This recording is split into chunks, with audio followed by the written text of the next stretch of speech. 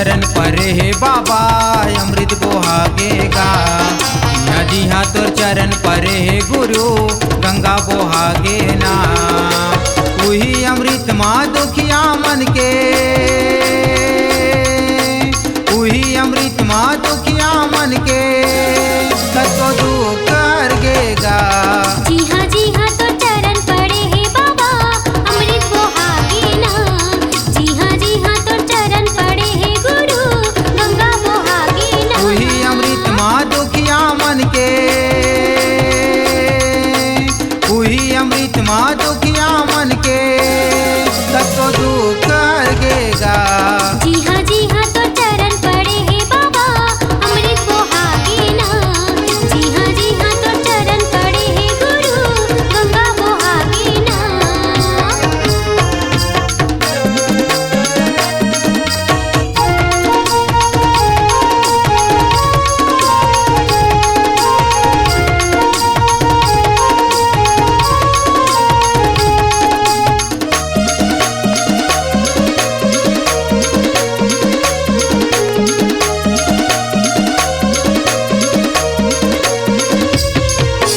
गिरौतपुरी माँ तोर चरण परे बाबा चरण अमृत कुन बन गे।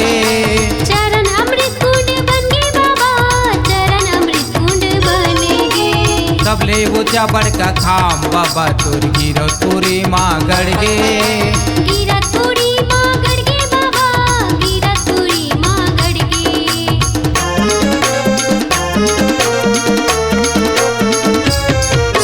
गिरौतपुरी माँ तोर चरण परे बाबा चरण अमृत कुन बन गे।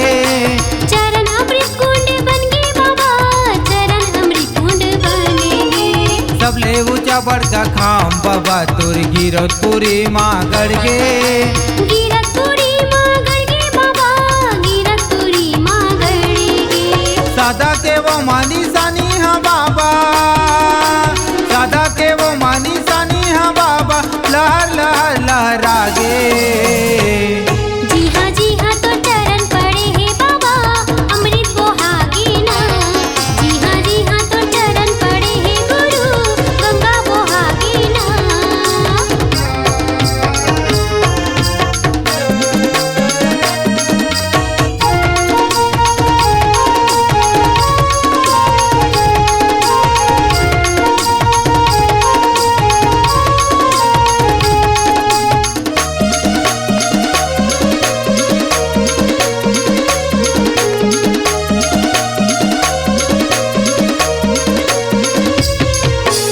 भंडारपुरी माँ तोर चरण परे बाबा नाम के मेला भरा थे। नाम की मिला भरा थे गुरु, नाम की मिला भरा थे। हाथी माँ चढ़ के राजा बाबा सब संतोला दरस दिखाते। संतोला दरस दिखाते गुरु, सब संतोला दरस दिखाते।